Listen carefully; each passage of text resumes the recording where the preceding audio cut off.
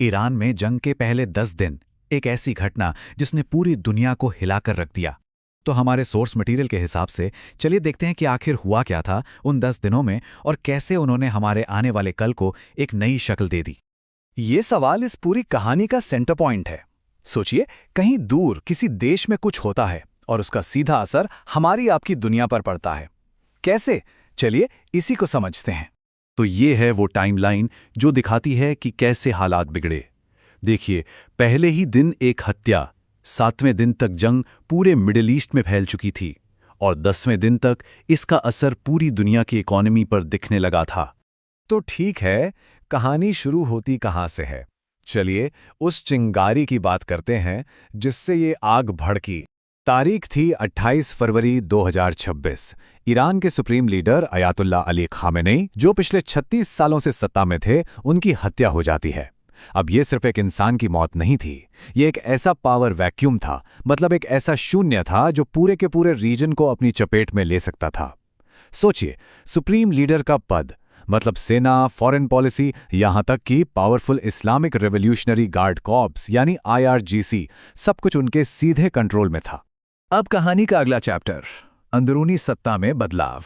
और अब स्टेज पर एंट्री होती है उस शख्सियत की जिसके हाथ में इस तूफान की कमान है। और यहीं पर इतिहास एक मजेदार, या कहूं कि एक बहुत बड़ा मोड़ लेता है। देखिए, 1979 की जो इस्लामिक क्रांति हुई थी, उसका मेन मकसद ही था राजशाही, यानी एक ही खानदान के राज को खत्म करना। और अब देखिए, 2026 में उसी क्रांति से बने देश की सबसे बड़ी कुर्सी पर कौन बैठ रहा है? सुप्रीम लीडर का बेटा। ये एक ऐसा विरोधाभास है, एक ऐसा कॉन्ट्रडिक्शन, जो ईरान के आने वाले कल की पूरी कहानी लिखेगा। तो अब 56 साल के मौजतबा खामेनेई के सामने चुनौतियां एक नहीं बल्कि कई हैं। पहली बात तो ये कि वो एक मिड रैंक के मौलवी हैं, कोई बड़े अयातुल्ला नहीं, तो उनके धार्मिक अधिकार पर ही सवाल उठ रहे हैं। दूसरा, उनकी नियुक्ति ने वंशवाद के जिन्न को फिर से बोतल से बाहर निकाल दिया है, वही वंशवाद जिसे 1979 की क्रांति ने खत्म करने की कसम खाई थी।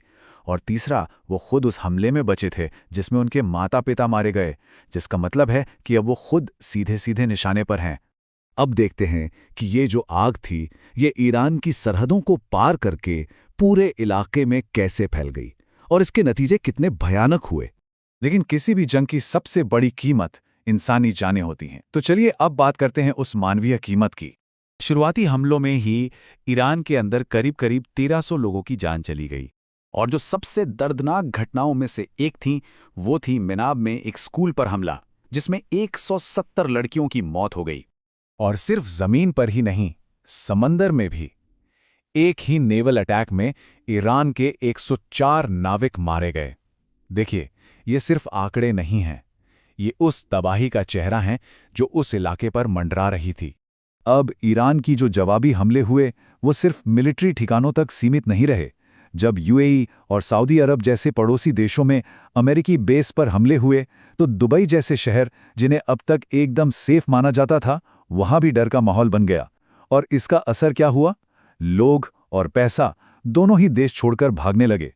तो सवाल ये उठता है कि उस रीजन में हो रही लड़ाई का असर दुनिया भर के घरों तक कैसे पहुंचता है। चलिए इसे समझते हैं। ये चार्ट देखिए, ये एकदम साफ दिखाता है कि हुआ क्या। स्ट्रेट ऑफ हॉर्मुज, ये वो रास्ता है जहां से दुनिया की 20% एनर्जी सप्लाई होती है। जैसे ही यहां गड़बड़ी हुई, तेल की कीमतें आसमान छूने लगीं। जो कच्चा तेल आमतौर पर $70 प्रति बैरल के आसपास रहता था, वो लड़ाई के 10वें दिन तक $120 तक पहुंच गया। और इसका असर सीधा आम आदमी की जेब पर पड़ता है। देखिए, कच्चा तेल महंगा हुआ तो मतलब पेट्रोल डीजल महंगा, ट्रांसपोर्ट का खर्चा बढ़ा तो मतलब खाने पीने से लेकर जरूरत की हर चीज महंगी हो गई। ये एक चेन रिएक्शन की तरह है। तो अब हमारे विश्लेषण के आखिरी हिस्से पर आते हैं। जानते हैं उन दो चेहरों के बारे में जो इस संकट के बीच ईरान की रणनीति तय कर रहे हैं।